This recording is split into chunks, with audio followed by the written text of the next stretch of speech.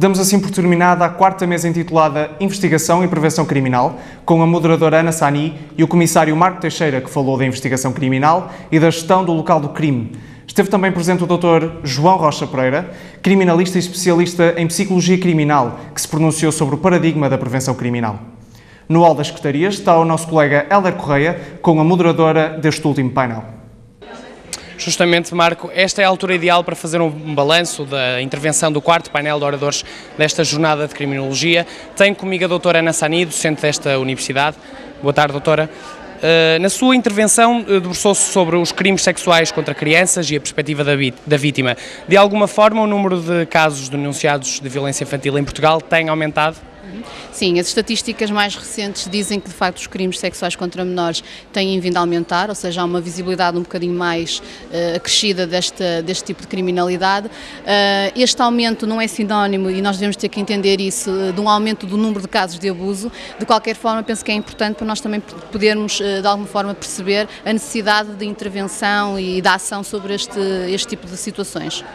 Por que razão é que as vítimas têm dificuldade em denunciar este tipo de crime? Olha, as razões são várias.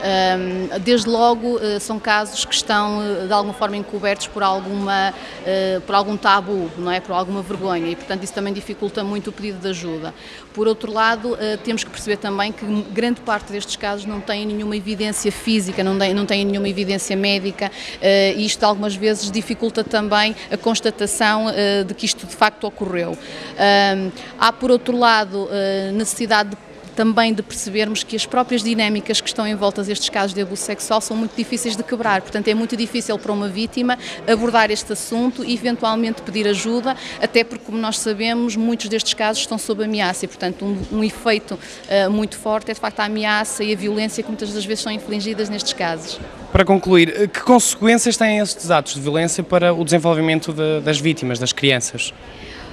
Pronto, nós na generalidade sabemos que o impacto é negativo, não é? No entanto, as pessoas ou os miúdos não experienciam este fenómeno da mesma maneira, não é? Há miúdos que se calhar têm uma percepção e uma representação desta experiência como positiva e se calhar isso não se traduz necessariamente num impacto negativo. Há aqueles que têm consciência plena do dano que foi causado e que muitas das vezes transmitem isto em termos de comportamentos mais expressáveis, mais visíveis, outros ficam mais inibidos, portanto nós temos que de alguma forma também saber ler estes sinais, saber ler estes sintomas e a partir daí também saber perceber qual é o impacto que isto causa na vítima, não é? Muito obrigado, doutora. Estas foram as conclusões da doutora Ana Sani, oradora desta quarta intervenção. A emissão segue contigo aí no auditório, Susana. Boa tarde, tenho comigo a doutora Madalena Oliveira, docente da Universidade Fernando Pessoa, a quem agradeço a presença aqui. A doutora falou sobre a violência intergeracional na família, nos jovens. Eu começo por perguntar em relação à violência doméstica, quais são as consequências para a criança, para o adolescente que tenha vivido ou que ainda viva num ambiente de violência?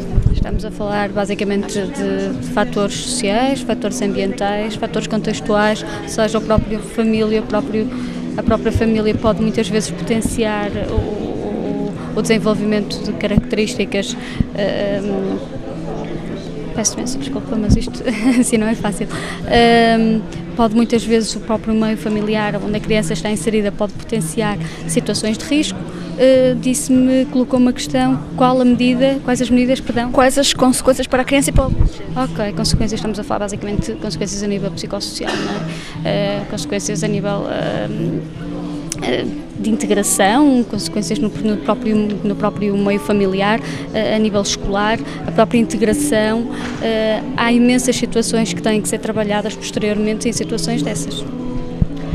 Porque é que ainda existem tantas vítimas de violência doméstica sem rosto, isto é, porque é que ainda existem tantos casos por denunciar? Basicamente fatores culturais.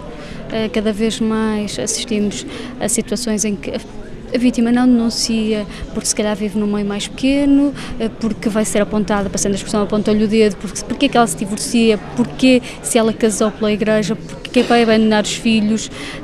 Depois há questões económicas, não é? Muitas vezes elas não trabalham, quem sustenta a família é o próprio agressor. Há situações ainda, as crianças que estão muito enraizadas, que têm que ser, sem dúvida alguma, desenraizadas e trabalhadas junto dessas pessoas. Agora, porquê é que não denunciam? Por todas essas características, quer sejam sociais, quer sejam económicas, quer sejam culturais, há uma imensidade de fatores que estão ligados realmente a esse tipo o porquê de não denunciarem. Existem em Portugal instituições suficientes que apoiem as vítimas de violência doméstica? Bem suficientes, nunca há, são sempre poucas. Aqui no Porto temos duas, nomeadamente aquela com quem trabalhamos mais é a Associação Portuguesa de Apoio à Vítima.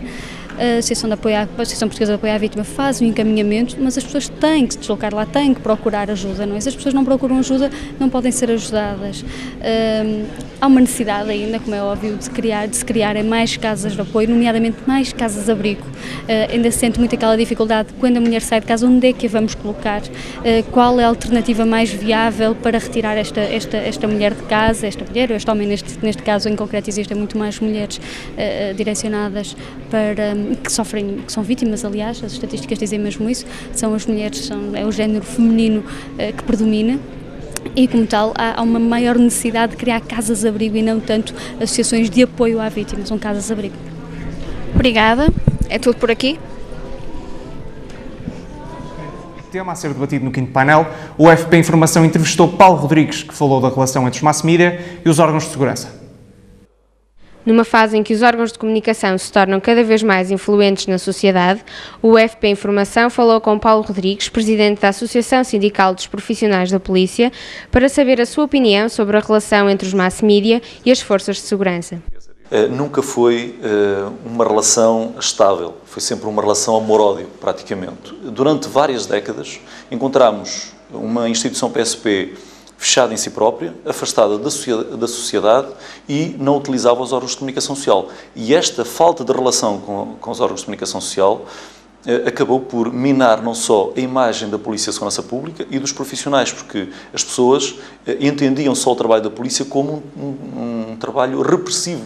A Polícia estava para reprimir, seja ao nível do trânsito, seja a nível de noutras áreas. Portanto, esta relação, como não havia pura e simplesmente nenhuma relação, levou a que a Polícia começasse a ter muita dificuldade em explicar a sua atuação, a sua forma de estar.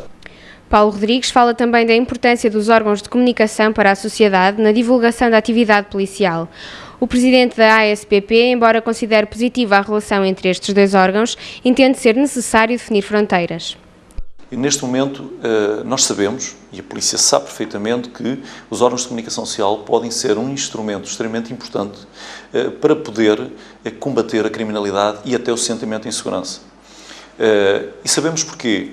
Porque se nós não divulgarmos a nossa atividade, o porquê de o fazer, como fazemos, não damos confiança à sociedade, ou seja, não conseguimos passar uma imagem de confiança, de credibilidade à sociedade no combate sério à criminalidade. Portanto, os órgãos de comunicação social acabam por ter aqui um papel extremamente importante. Se há mais criminalidade, se há menos, qual é o tipo de criminalidade que aumentou, o que trabalho estão a fazer as forças e serviços de segurança, como é que estão a fazer esse trabalho, qual é o papel, no fundo, das forças de segurança. Ou seja, os cidadãos têm o direito de saber o que se passa, mas é aqui, justamente, que as coisas se começam a complicar. Não só porque é preciso definir fronteiras. Qual é a fronteira da informação? Será que divulgar todo o trabalho da polícia é benéfico? Neste momento, a Polícia de Segurança Pública ou outra força de segurança precisa da comunicação social para poder utilizar numa estratégia para combater até a criminalidade e o sentimento de insegurança, sem dúvida nenhuma. Paulo Rodrigues considera ainda que sem os mass media as forças de segurança não conseguiriam resultados como os que têm conseguido até aos dias de hoje. Vamos de volta para o auditório, onde se vai iniciar o debate sobre crime e mass media. O painel de oradores conta com a presença de Ana Sacau como moderadora, o docente da UFP e comentarista da RTP, Ricardo Jorge Pinto, bem como o presidente da Associação Sindical dos Profissionais da Polícia, Paulo Rodrigues.